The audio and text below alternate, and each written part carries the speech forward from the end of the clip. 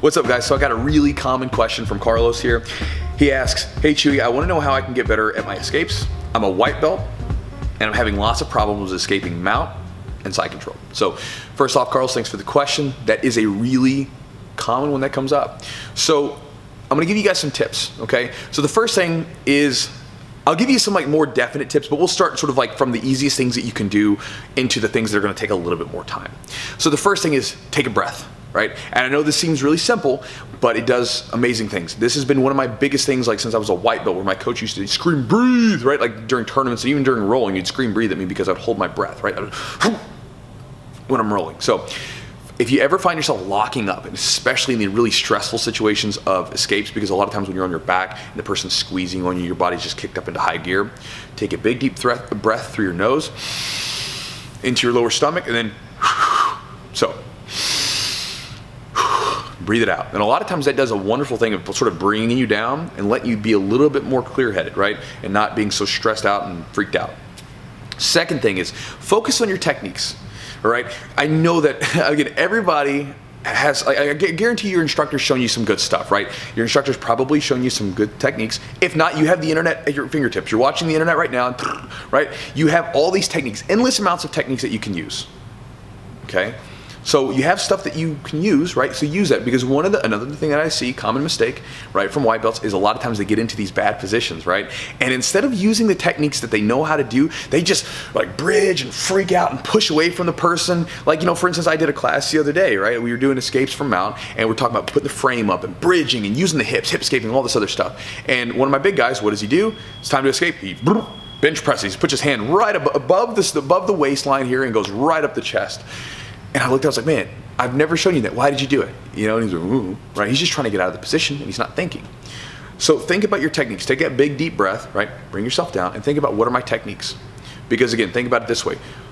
If you were inside if you were in your guard, someone was locked in your guard and your legs are locked around, you're on your back, would you just grab around the person's body and just start to push and shove? Would you do that? Of course you wouldn't, right? You'd be thinking, okay, I need to get the collar, I need to get the sleeve, I need to, you know, or I need to grab the wrist, I need to grab the back of the neck. Whatever move you're trying to set up, you're gonna be thinking about what you need rather than just freaking out. So think about it the same way. When you're there, bring your stress level down, and then, right, try to execute the actual techniques. Think about, where do my hands need to be? Where's my frame? Where are my arms now? All this kind of thing, okay?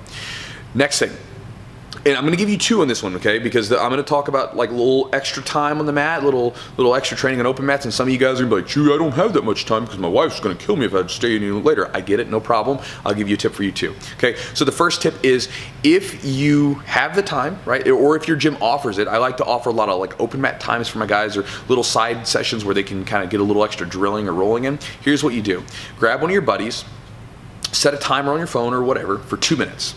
Okay, and then what you do is you have him or her load up onto you in side control or mount, and then you just let them try. You basically, their job is to submit you, your job is to escape. If either one of those things happen, restart.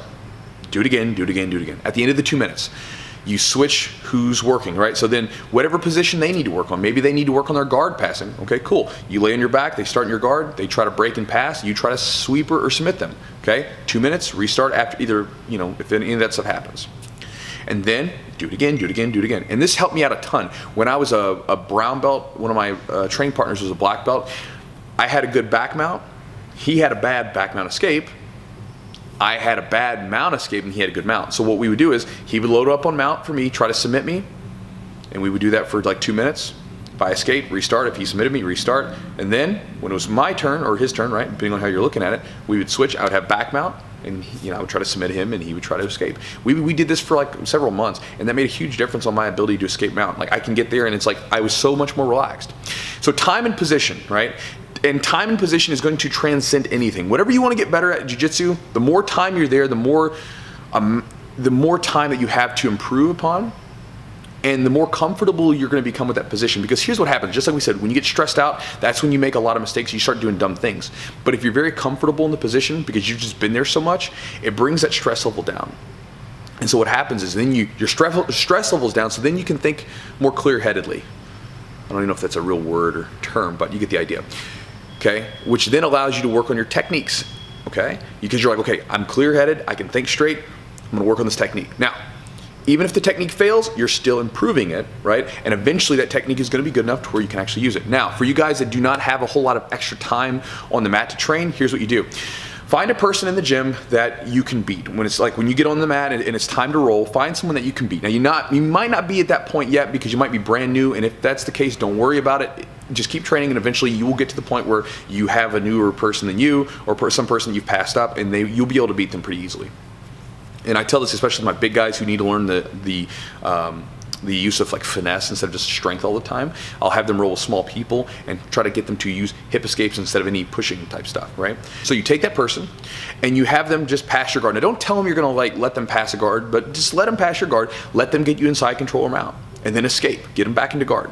And then let them pass again. Give them a good look, like let them fight, and then do it again, do it again, do it again. And all you're doing now is you're coming into the gym and you're coming about it with a very deliberate way of training instead of just coming into the gym, because it happens all the time. I talk to so many people, they say, oh man, I really want to get good at my guard game from the bottom. But every time I look at them, they're trying to pass the guard, they're trying to do takedowns. So it's like, okay, you have to put yourself there if you want to get better. And the reason I say find someone that you're better than is because if you roll with someone that you're at the same level, it just instinctively kicks your anxiety up a little bit. You're at a different just mental state.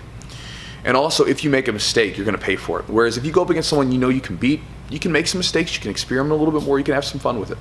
So that's a long video. Carlos, I hope this video was helpful to you, brother. And if you're trying to get out of escapes, guys, from side control or mount, take these tips. Again, these will work for a lot of situations, but give them a try. Hope they help. Thanks, guys.